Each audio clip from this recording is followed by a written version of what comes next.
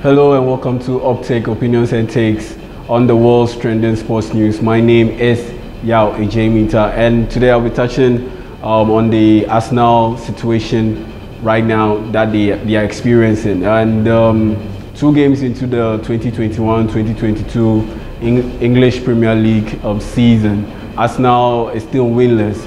They lost to Brentford in the first game, and over the weekend they lost to Chelsea. And because of the poor performance in both games, a lot of Arsenal fans have called for the head of Arteta, that's the head coach of Arsenal. They've called for him to be sacked.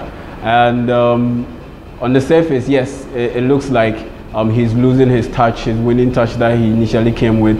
And a sack is the best way out of this problem that they are going through.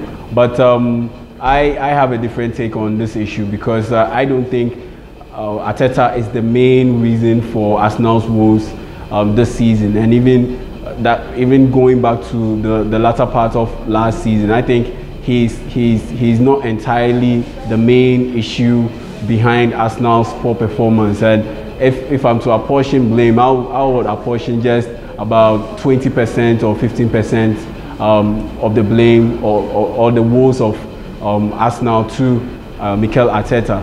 The major part of the blame, I will push it on the technical director, that's Edu, and his staff in the technical directors department. I think they've done a poor job building this team and getting quality players for this team. It's not that they aren't trying; they are trying, because you look at Arsenal's expenditure in the transfer window thus far. They've spent £149 million, but you ask yourself, after spending all that money, getting the likes of Ben White, getting Aaron Ramsdale, getting Albert Lokonga, bringing in Martin Odegaard, are they better than they were last season? Are they closer to the top 4? That's the proverbial top 4. That's Man United, Man City, Liverpool, and Chelsea. Are they close to them? Are they even close to the 5th team last season? That's Leicester City. Are they close to the 6th team last season?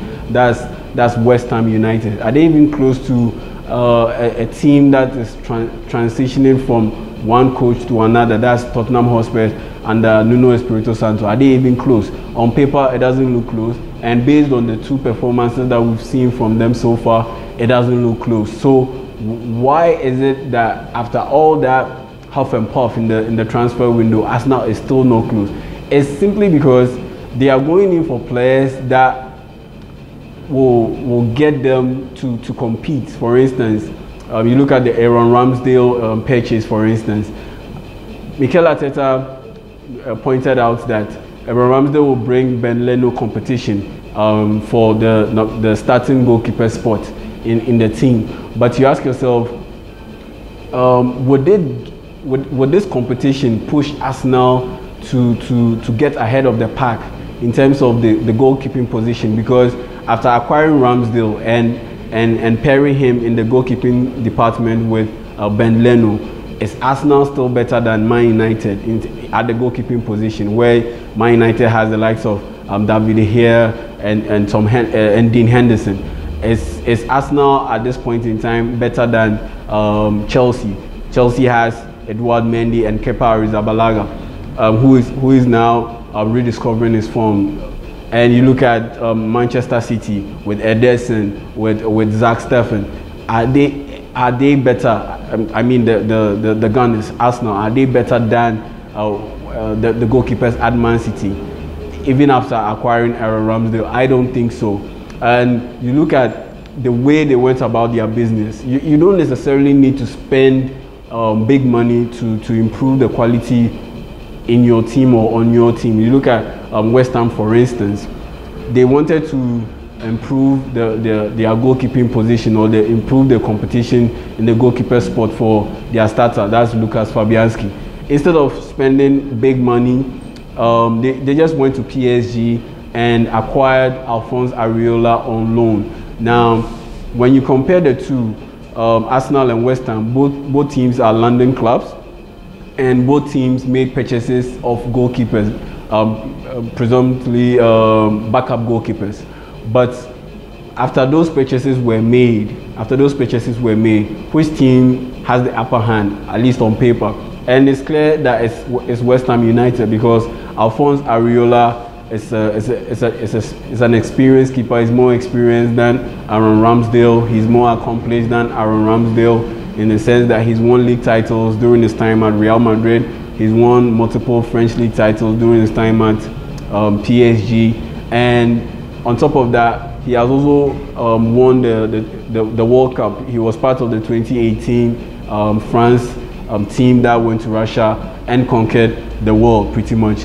And so his experience is accomplished, and on top of that, to the basic level, he's a better overall talent than Aaron Ramsdale. And on top of that, what would have been a weakness, that's experience playing or competing in the English Premier League, that box has also been checked by Alphonse Areola, because last season he played for Fulham, and unfortunately they got relegated, but he proved that he is a quality keeper. And so even in this regard, Arsenal still fall short, and that for me summarizes all that is wrong with Arsenal. They are making purchases, but they are making the wrong purchases. I don't even get me started about the purchases that they made for David Luiz, for Willian, and all these guys who don't offer much quality or improve the overall quality of the team to the point where they can close the gap on the top 4, the top 6, or even gate crash the top 4, the top 6.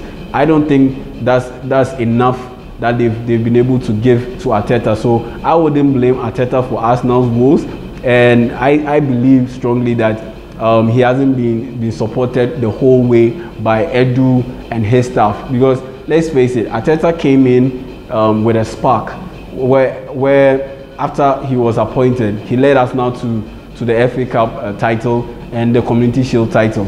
And what happened to that spark? That spark is pretty much gone because of the things that followed up after that initial winning run, because of the players that Edu and his cohorts made for Mikel Arteta. I don't think they were quality enough to sustain that spark. Because on the flip side, 7 years ago, Liverpool was pretty much in this position that Arsenal is in right now, where they are competing for 6th, 7th positions in the Premier League. But Jurgen Klopp came in and he provided that spark. They went to the Europa League final. They didn't win, but what happened next was Liverpool brought in Sadio Mane. Liverpool brought in Mohamed Salah. After that, they brought in Alisson. After that, they brought in Fabinho. And they kept on adding quality to the team. After every transfer window, they brought in Virgil van Dijk. They promoted the likes of Trent AlexanderArnold from the academy, and it culminated in Liverpool winning the Champions League and the English Premier League in back-to-back years. So that's what Arsenal's technical directorate should have done to help Mikel Arteta achieve, because he came with a spark. He clearly has a blueprint to success for this team, but unfortunately the materials that they've given him are just not up to scratch. They are just not quality enough to push Arsenal to the top 4 or even gate crash the top 4. So that's my take on this issue. You can share yours by commenting on this video, liking this page and sharing it. Let's get talking.